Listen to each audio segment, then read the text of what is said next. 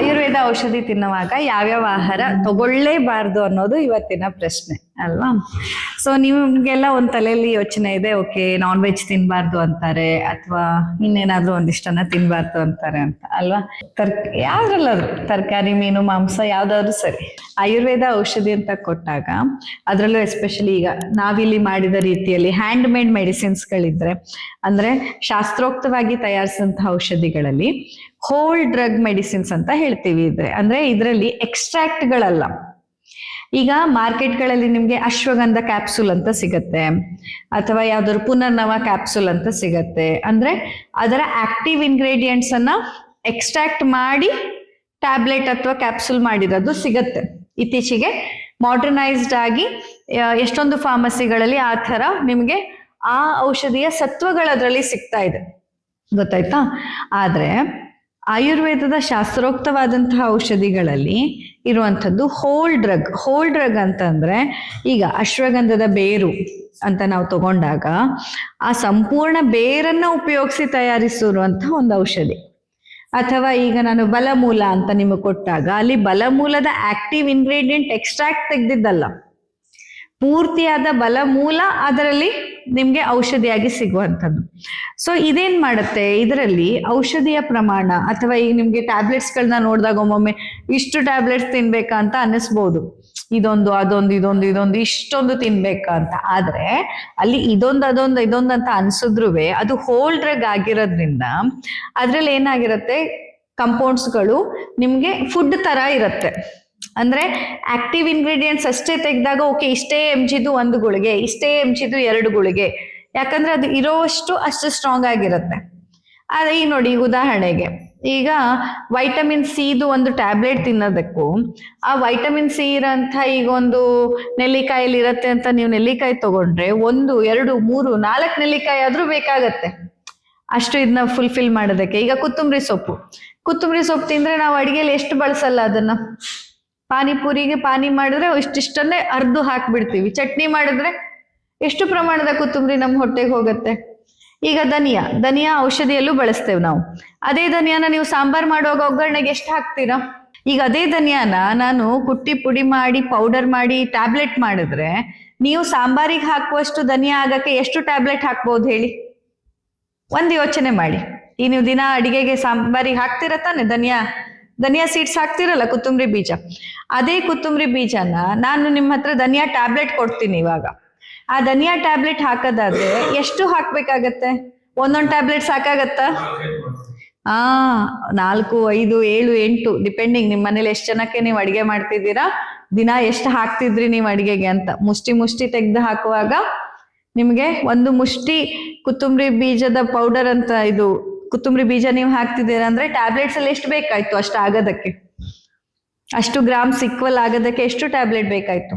15-20 tablet ಬೇಕಾಯ್ತು ಆ ಗ್ರಾಮ್ಸ್ಗಳ ತೂಕದ ಲೆಕ್ಕದಲ್ಲಿ ನೀವು ನೋಡೋದಾದ್ರೆ, ಗೊತ್ತಾಯ್ತಾ. ಹಾಗೆ ಇಲ್ಲಿ ಹೋಲ್ ಡ್ರಗ್ ಅಂತ ಬಂದಾಗ ಆ ಮೆಡಿಸಿನ್ಸ್ಗಳ ಕಂಪ್ಲೀಟ್ ಅಂಶಗಳು ಅದರಲ್ಲಿ ಇರುತ್ತೆ. ಅವಾಗ ಏನಾಗುತ್ತೆ, ನಿಮ್ಮ ದೇಹಕ್ಕೆ ಅದು ಈಸಿ ಫಾರ್ ಅಬ್ಸಾರ್ಪ್ಷನ್. ಅದೇ ನಾನು ಎಕ್ಸ್ಟ್ರಾಕ್ಟ್ ಅನ್ನಷ್ಟೇ ತೆಗೆದು ಕೊಟ್ಟಾಗ ಅದು ನಿಮ್ಮ ದೇಹಕ್ಕೆ ರಿಸೀವ್ ಮಾಡ್ಕೊಳ್ಳೋದಕ್ಕೆ ಆಕ್ಚುಲಿ ಈ ನಮ್ಮ ತಲೆಯಲ್ಲಿ ಉಲ್ಟಾ ಇರೋದು. ಎಲ್ಲರೂ ಅಂದ್ಕೊಂಡಿರೋದೇನು, ಎಕ್ಸ್ಟ್ರಾಕ್ಟ್ ಅಲ್ವಾ, ಡೈರೆಕ್ಟ್ ಅದೊಂದೇ ಕೊಟ್ಬಿಡ್ತಾರೆ, ಈಸಿಲಿ ನಮ್ ದೇಹಕ್ಕೆ ಸಿಗತ್ತೆ. ಆದ್ರೆ ನನ್ನದೇ ಪೇಷಂಟ್ ಅಲ್ಲಿ ನಾನು ನಿಮ್ಗೆ ಎಷ್ಟು ಜನರ ಲಿಸ್ಟ್ ತೆಗೆದು ತೋರಿಸ್ತೀನಿ. ಕ್ಯಾಲ್ಸಿಯಂ ಟ್ಯಾಬ್ಲೆಟ್ ರೆಗ್ಯುಲರ್ ತಗೋತಿದ್ದಾರೆ, ಕ್ಯಾಲ್ಸಿಯಂ ಲೋ ಇದೆ. ಹಿಮೋಗ್ಲೋಬಿನ್ ಟ್ಯಾಬ್ಲೆಟ್ ಎಷ್ಟು ಜನ ಬೇಕು ನಿಮ್ಗೆ? ನನ್ನದೇ ಡಾಟಾದಲ್ಲಿ ಪ್ರೂಫ್ ಇದೆ. ಎವ್ರಿ ಡೇ ತಗೋತಾರೆ, ಮೇಡಮ್ ಖಾಯಂ ನಾನು ವೈಟಮಿನ್ಸ್ ತಗೊಳ್ತಾನೆ ಇರ್ತೀನಿ, ಹಿಮೋಗ್ಲೋಬಿನ್ ತಗೊಳ್ತಾನೆ ಇರ್ತೀನಿ, ಆದ್ರೂ ಯಾವಾಗ ಟೆಸ್ಟ್ ಮಾಡಿದ್ರು ನನ್ಗೆ ಹಿಮೋಗ್ಲೋಬಿನ್ ಕಮ್ಮಿ ಬರ್ತದೆ, ರಕ್ತ ಕಡಿಮೆ ಅಂತ ಹೇಳ್ತಾರೆ, ಕಬ್ಬಿಣದ ಅಂಶ ಇಲ್ಲ ಅಂತಾರೆ. ಯಾವಾಗ ನೋಡಿದ್ರು ಇಂಜೆಕ್ಷನ್ ಹಾಕೊಳ್ಳೋದು, ಟ್ಯಾಬ್ಲೆಟ್ ತಿನ್ನೋದು, ಇದು ನಡೀತಾನೆ ಇರುತ್ತೆ. ಯಾಕೆ ಹಿಂಗಾಗತ್ತೆ? ಯಾಕಂತಂದ್ರೆ ನೀವು ತಿಂದ ತಕ್ಷಣ ಅದು ಅಬ್ಸಾರ್ಬ್ ಆಗ್ಬಿಡ್ಬೇಕಂತಿಲ್ಲ ಅಂತ. ತಿಂದಿದ್ದು ಅಬ್ಸಾರ್ಬ್ ಆಗೋದಕ್ಕೆ ಅನುಕೂಲಕರವಾಗೋ ಹಾಗೆ ನಿಮ್ ಫುಡ್ ಇರ್ಬೇಕು. ನಿಜವಾಗಿ ಹೇಳೋದಾದ್ರೆ ಅದು ತಿನ್ಲಾ ಇದು ತಿನ್ಲಾ ಅನ್ನೋದು ಜನರಲೈಸ್ಡ್ ಆಗಿ ಇಲ್ವೇ ಇಲ್ಲ. ನಿಮ್ಮ ಪ್ರಕೃತಿಗೆ ನಿಮ್ಗೆ ಹುರುಳಿ ಬೇಡ ಅಂದೆ, ಇನ್ನೊಬ್ರಿಗೆ ಹುರುಳಿ ತಿನ್ನಿ ಅಂತ ಅನ್ಬೋದು ನಾನು. ಯಾಕಂದ್ರೆ ಹುರುಳಿಯಲ್ಲಿ ಅಷ್ಟು ಶಕ್ತಿ ಕೊಡುವಂತ ಅಂಶನೂ ಇದೆ. But at the same time ಅದು ಪಿತ್ತನ ತುಂಬಾ ಡಿಸ್ಟರ್ಬ್ ಮಾಡೋದ್ರಿಂದ ಆಲ್ರೆಡಿ ಪಿತ್ತ ಡಿಸ್ಟರ್ಬೆನ್ಸ್ ಇರೋರು ಅದನ್ನ ತಿನ್ಬಾರ್ದು. ಅದರ್ವೈಸ್ ಹುರುಳಿ ಕೆಟ್ಟದ್ದಲ್ಲ, ನಿಮ್ಮ ದೇಹಕ್ಕೆ ಅದು ಆಗೋದಿಲ್ಲ.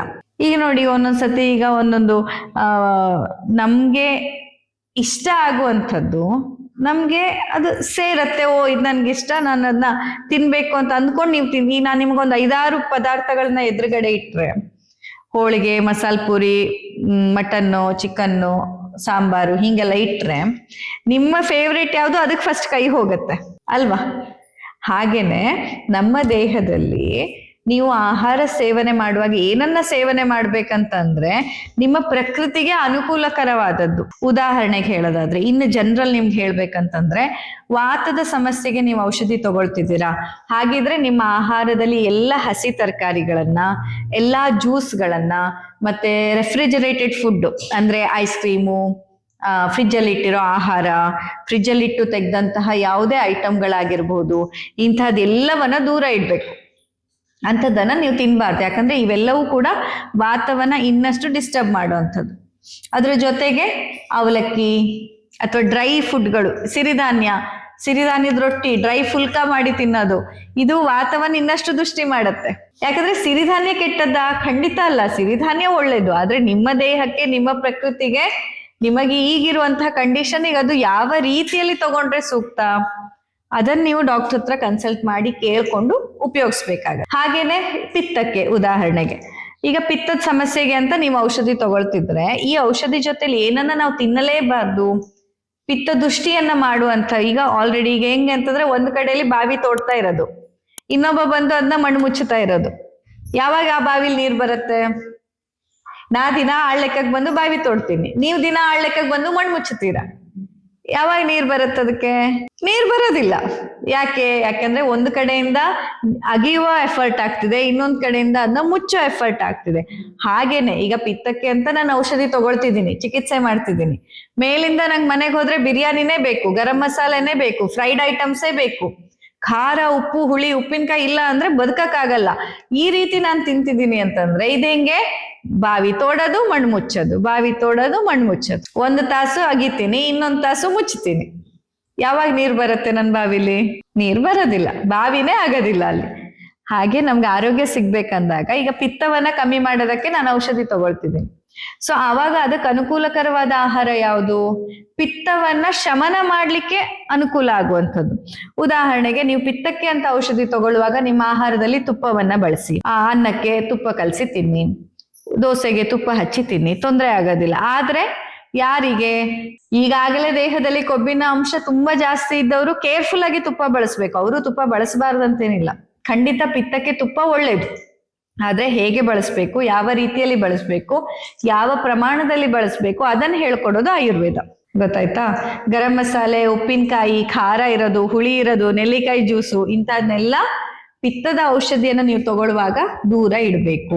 ಕಫಕ್ಕೆ ಸಂಬಂಧಪಟ್ಟಂತಹ ವಿಷಯಗಳಲ್ಲಿ ತೀರಾ ಕಫ ಜಾಸ್ತಿ ಇದೆ, ಕಫಕ್ಕೆ ಸಂಬಂಧಪಟ್ಟ ವಿಷಯದಲ್ಲಿ ಔಷಧಿ ತಗೊಳ್ತಿದ್ದೀರಾ ಅಂತಂದ್ರೆ, ಎಲ್ಲಾ ಅಂದ್ರೆ ಕಫ ದೋಷವನ್ನ ನಮ್ಮಲ್ಲಿ ಹೆಚ್ಚಿಸುವಂಥದ್ದು, ಮತ್ತೆ ಶೀತ ಗುಣ, ತಂಪಾಗಿರೋದು, ಹೊಟ್ಟೆ ತುಂಬಾ ತಿನ್ನೋವಂಥದ್ದು, ಅತಿಯಾಗಿ ಸಿಹಿ ತಿನ್ನೋದು, ಇದೆಲ್ಲ ನಿಮ್ಮ ದೇಹದಲ್ಲಿ ಕಫವನ್ನ ಹೆಚ್ಚಿಸತ್ತೆ. ತುಂಬಾ ಸಿಹಿ ತಿಂದ್ರೆ, ತುಂಬಾನೇ ತಂಪಾಗಿರೋ ಪದಾರ್ಥ ತಿಂದ್ರೆ, ರೆಫ್ರಿಜರೇಟೆಡ್ ಫುಡ್ ತಿಂದ್ರೆ, ಮತ್ತೆ ಯಾವುದೇ ಆಹಾರವನ್ನ ಅತಿ ಪ್ರಮಾಣದಲ್ಲಿ, ಈಗ ಒಂದನ್ನ ಈಗ ಹೆಲ್ದಿ, ಸಿರಿಧಾನ್ಯ ಒಳ್ಳೇದಾ ಕಫಕ್ಕೆ? ಖಂಡಿತ ಒಳ್ಳೇದು. ಯಾಕಂದ್ರೆ ಅದು ವಾತವನ್ನ ಹೆಚ್ಚತ್ತೆ, ಕಫವನ್ನ ಕಡಿಮೆ ಮಾಡುತ್ತೆ. ಸಿರಿಧಾನ್ಯದ ಒಣ ರೊಟ್ಟಿ, ಅದನ್ನೇ ನಾನು ದಿನ ಅನ್ನನೇ ಬಿಟ್ಬಿಡೋದು, ಬೆಳಿಗ್ಗೆ 4-5 ಸಿರಿಧಾನ್ಯ ರೊಟ್ಟಿ, ಮಧ್ಯಾಹ್ನ ಸಿರಿಧಾನ್ಯ ರೊಟ್ಟಿ, ರಾತ್ರಿ ಸಿರಿಧಾನ್ಯದ ರೊಟ್ಟಿ, ಹಿಂಗ್ ಮಾಡಿದಾಗ ಏನಾಗತ್ತೆ? ದೇಹಕ್ಕೆ ತೊಂದ್ರೆನೇ ಆಗತ್ತೆ ಅದರಿಂದ. ಸೊ ಅತಿಯಾಗಿ ಏನನ್ನು ತಿನ್ನದೇ ಇರೋದು ಕೂಡ ಕಫಕ್ಕೆ ತುಂಬಾ ಮುಖ್ಯವಾದದ್ದು. ಎಲ್ಲದಕ್ಕೂ ಹೌದು, ಅದ್ರಲ್ಲೂ ಎಸ್ಪೆಷಲಿ ಕಫಕ್ಕೆ. ಸೊ ಕಫಕ್ಕಾಗಿ ಔಷಧಿ ತಗೊಳ್ತಿದ್ದೀರಾ ಅಂದ್ರೆ ತಂಪಾದ ಪದಾರ್ಥವನ್ನ, ಫ್ರಿಜ್ ಅಲ್ಲಿ ಇಟ್ಟಿರೋದನ್ನ, ಜೊತೆಯಲ್ಲಿ ಈ ತರ ಕೊಬ್ಬು, ಎಣ್ಣೆ, ಬೆಣ್ಣೆ, ತುಪ್ಪ, ಮೊಸರು ಅಥವಾ ಸಿಹಿ ತಿಂಡಿ ಇಂಥದ್ನೆಲ್ಲ ಅತಿಯಾಗಿ ಬಳಸಬಾರ್ದು. ಸೊ ಇದು ಜನರಲ್ ರೂಲ್ಸ್. ಆದ್ರೆ ಏನಾಗತ್ತೆ, ಎಲ್ಲರಲ್ಲಿ ಬರೀ ವಾತ, ಬರೀ ಪಿತ್ತ, ಬರೀ ಕಫ ಅಂತ ಇರಲ್ಲ, ಕಾಂಬಿನೇಷನ್ ಇರುತ್ತೆ. ಈ ಕೆಲವರಿಗೆ ವಾತನೂ ಹಾಳಾಗಿದೆ, ಪಿತ್ತನೂ ಹಾಳಾಗಿದೆ, ಕಫನೂ ಹಾಳಾಗಿದೆ. ಅವಾಗ ಏನ್ ಮಾಡ್ಬೇಕು? ಅವಾಗ ಯಾವುದು ಪ್ರಿಡಾಮಿನೆಂಟ್ಲಿ ಹಾಳಾಗಿದೆ ಅದಕ್ಕನುಗುಣವಾಗಿ ನಾವು ನಿಮ್ಗೆ ಸಜೆಷನ್ ಅನ್ನ ಕೊಡ್ತೀವಿ. ಉದಾಹರಣೆಗೆ 3 ಹಾಳಾಗಿದೆ, ಆದ್ರೆ ತುಂಬಾ ಜಾಸ್ತಿಯಾಗಿ ಈಗ ಪಿತ್ತ ತೊಂದರೆ ಕೊಡ್ತಿದೆ ಅಂದ್ರೆ ನಿಮ್ಗೆ ಏನ್ ಹೇಳ್ತೀವಿ? ಉಪ್ಪು, ಹುಳಿ, ಖಾರ ಕಮ್ಮಿ ಬಳಸಿ, ಉಪ್ಪಿನಕಾಯಿ ತಿನ್ಬೇಡಿ, ಹುರುಳಿಕಾಳು ತಿನ್ಬೇಡಿ, ಈ ಥರದಲ್ಲಿ. ಅಥವಾ ಕಫಜ ಪ್ರಿಡಾಮಿನೆಂಟ್ ಇದ್ದಾಗ ಅದಕ್ಕನುಗುಣವಾದದ್ದು. ವಾತಜ ಪ್ರಿಡಾಮಿನೆಂಟ್ ಲಕ್ಷಣಗಳಿದ್ರೆ ಅದಕ್ಕನುಗುಣವಾಗಿ ನೀವು ಇದನ್ನ ಪಾಲಿಸ್ಬೇಕು. ಸೊ ಆಹಾರ ಏನ್ ತಿನ್ಲಿ ಅಥವಾ ಯಾವ್ದು ತಿನ್ಲೇಬಾರ್ದು ಅಂತ ಲೀಸ್ಟ್ ನಾವು ನೋಡಕ್ಕಿಂತನೂ ಯಾವ್ದು ನಿಮ್ಮ ದೇಹ ನೀಟಾಗಿ ಜೀರ್ಣಿಸ್ಕೊಳ್ಳಕ್ಕೆ ಸಹಾಯ ಆಗತ್ತೆ ಮತ್ತೆ ಈ ಔಷಧಿಯ ಅಬ್ಸಾರ್ಪ್ಷನ್ಗೆ ಡಿಸ್ಟರ್ಬ್ ಮಾಡೋದಿಲ್ಲ, ಅದು ಮುಖ್ಯ. ಅಂದ್ರೆ ಯಾವ ಉದ್ದೇಶಕ್ಕಾಗಿ ನೀವು ಔಷಧಿ ತಗೊಳ್ತಿದ್ದೀರೋ ಆ ಉದ್ದೇಶಕ್ಕೆ ವಿರುದ್ಧ ಇರಬಾರ್ದು ನೀವು ತಗೊಳ್ಳೋ ಆಹಾರ. ಅದಕ್ಕಾಗಿ ನಾನು ಯಾವಾಗ್ಲೂ ಹೇಳೋದು, ನೀವು ಆಯುರ್ವೇದ ವೈದ್ಯರನ್ನ ನಿಮ್ಗೆ ರೋಗ ಬಂದ್ಮೇಲೆ ಕನ್ಸಲ್ಟ್ ಮಾಡೋದಲ್ಲ, ನೀವು ಆರಾಮಾಗಿದ್ದಾಗ ಕನ್ಸಲ್ಟ್ ಮಾಡ್ಬೇಕು. ಮೇಡಮ್ ನಾನು ಆರಾಮಾಗಿದ್ದೀನಿ, ಈ ಆರೋಗ್ಯ ಕಾಪಾಡೋಕೆ ಈ ಸೀಸನ್ನಿಗೆ ಈ ನನ್ನ ವಯಸ್ಸಿಗೆ ನಾನೇನ್ ತಿನ್ಬೇಕು. ನೀವು ಆಯುರ್ವೇದ ವೈದ್ಯರನ್ನ ಯಾವಾಗ ಕನ್ಸಲ್ಟ್ ಮಾಡ್ಬೇಕು? ಮೇಡಮ್ ಎಲ್ಲ ಮಾಡಿ ಆಯ್ತು, ಆ ಡಾಕ್ಟರ್ ಆಯ್ತು, ಈ ಡಾಕ್ಟರ್ ಆಯ್ತು, ಆ ಆಪರೇಷನ್ ಆಯ್ತು, ಎಲ್ಲ ಮುಗೀತು ಮೇಡಮ್, ಇನ್ನು ಆಯುರ್ವೇದನೇ ಲಾಸ್ಟ್ ಅಂತ ಬಂದಿದ್ದೀನಿ ಅಂತ ಆಗ ಆಯುರ್ವೇದ ಡಾಕ್ಟರ್ ಹತ್ರ ಬರೋದಲ್ಲ. ನಾನು ಆರಾಮಿದ್ದೀನಿ ಮೇಡಮ್, ದೇವ್ರ ದಯಿಂದ ನಂಗೇನು ತೊಂದರೆ ಇಲ್ಲ, ಆದ್ರೆ ನಾನು ಇದೇ ಆರೋಗ್ಯ ಕಾಪಾಡ್ಕೊಳ್ಳೋದಕ್ಕೆ ಏನ್ ಮಾಡ್ಬೇಕು, ಈ ಸೀಸನಿಗೆ ನಾನೇನ್ ತಿನ್ಬೇಕು, ನನ್ನ ಈ ವಯಸ್ಸಿಗೆ, ನನ್ನ ದೇಹದ ತೂಕಕ್ಕೆ, ನನ್ನ ಪ್ರಕೃತಿಗೆ, ನನ್ನ ಜೆನೆಟಿಕ್ಸಿಗೆ ಅನುಗುಣವಾಗಿ ನಾನು ಏನನ್ನ ತಿನ್ಬೇಕು ಅಂತ ನೀವು ಆಯುರ್ವೇದ ಡಾಕ್ಟರ್ನ ಪ್ರತಿ ಸೀಸನ್ನಿಗೆ ಕನ್ಸಲ್ಟ್ ಮಾಡ್ಬೇಕು, ಹೆಲ್ದಿ ಇದ್ದಾಗ್ಲೇನೆ. ಅವಾಗ ನಾವು ಸ್ವಸ್ಥ ಭಾರತ ಕಟ್ಟೋದಕ್ಕೆ ಸಹಾಯ ಆಗತ್ತೆ ಅಲ್ವಾ. ಆದ್ರೆ ಹೆಚ್ಚಿನಾಗಿ ನಾವು ಮಾಡೋದೇನ್ ಹೇಳಿ, ಲಾಸ್ಟಿಗೆ ಆಯುರ್ವೇದಕ್ಕೆ ಬರೋದು. ಎಲ್ಲ ಮುಗ್ದು ಎಲ್ಲ ಟ್ರೈ ಮಾಡಿ ಆಯ್ತು ಮೇಡಮ್, ಏನು ಹುಷಾರಾಗಿಲ್ಲ, ಇನ್ನ ಇದನ್ನಾದ್ರೂ ಮಾಡಿ ನೋಡೋಣ ಅಂತ ಹೇಳಿ. ಆಯುರ್ವೇದ ಆಹಾರದ ಜೊತೆ ಇದನ್ನ ತಿನ್ಬಹುದು, ಇದನ್ನ ತಿನ್ಬಾರ್ದು, ನಾನ್ ವೆಜ್ ತಿನ್ಬಹುದು ತಿನ್ಬಾರ್ದು ಅನ್ನುವಂಥ ರಿಸ್ಟ್ರಿಕ್ಷನ್ ಖಂಡಿತ ಇಲ್ಲ. ಆದ್ರೆ ಈಗಾಗ್ಲೇ ನಿಮ್ಮ ಅಗ್ನಿ ದೃಷ್ಟಿಯಾಗಿದೆ, ಜೀರ್ಣಕ್ರಿಯೆ ಡಿಸ್ಟರ್ಬ್ ಆಗಿದೆ, ನಾನ್ ವೆಜ್ ಅನ್ನ ಜೀರ್ಣಿಸ್ಕೊಳ್ಳಕ್ಕೆ ದೇಹ ಹೆಚ್ಚಿಗೆ ಕೆಲಸ ಮಾಡ್ಬೇಕು, ಈಸಿಲಿ ಅಬ್ಸಾರ್ಪ್ಷನ್ ಆಗುವಂಥದ್ದಲ್ಲ. ಆಗ ನೀವು ನಾನ್ ವೆಜ್ ಅನ್ನ ತಿಂದ್ರೆ ಏನಾಗತ್ತೆ, ನಿಮ್ಮ ಜೀರ್ಣಕ್ರಿಯೆ ಇನ್ನಷ್ಟು ಹಾಳಾಗತ್ತೆ, ನಾವು ಕೊಟ್ಟಂತ ಔಷಧಿ ಕೆಲಸ ಮಾಡೋದು ನಿಧಾನ ಆಗತ್ತೆ. ಆದ್ರೆ ಇಲ್ಲಿ ಬರೀ ನಾನ್ ವೆಜ್ ಅಲ್ಲ, ವೆಜ್ ಅನ್ನು ಅತಿಯಾಗಿ ತಿಂದ್ರೆ ಅದೇ ಆಗೋದು. ಆಲ್ರೆಡಿ ಜೀರ್ಣಕ್ರಿಯೆ ವೀಕ್ ಇದ್ದವರು ವೆಜ್ ಆಗ್ಲಿ ನಾನ್ ವೆಜ್ ಆಗ್ಲಿ ಆಹಾರವನ್ನ ಹಿತಮಿತವಾಗಿಯೇ ಬಳಸ್ಬೇಕು. ನಾನ್ ವೆಜ್ ಆಪ್ಷನ್ಸ್ ಅಲ್ಲೂ ಸೇಫ್ ಯಾವುದು, ಮೀಟ್ ಸೂಪ್, ಮಾಂಸರಸ ಅಂತ ಸಂಸ್ಕೃತದಲ್ಲಿ ಹೇಳ್ತಾರೆ. ಮೀಟ್ ಸೂಪ್ ಏನಿದೆ ಅದನ್ನ ನೀವು ತೆಗೆದುಕೊಳ್ಬಹುದು, ಯಾಕಂದ್ರೆ ಕಂಪ್ಯಾರಿಟಿವ್ಲಿ ಅದು ಜೀರ್ಣಕ್ರಿಯೆಗೆ ಸುಲಭವಾದದ್ದು.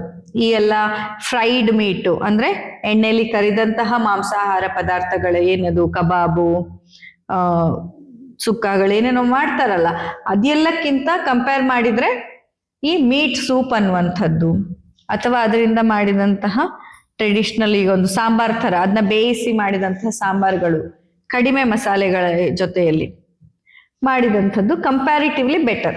ತಗೊಳ್ಳೋದಾದ್ರೂ ಆ ಥರ ತಗೊಳ್ಬೇಕು.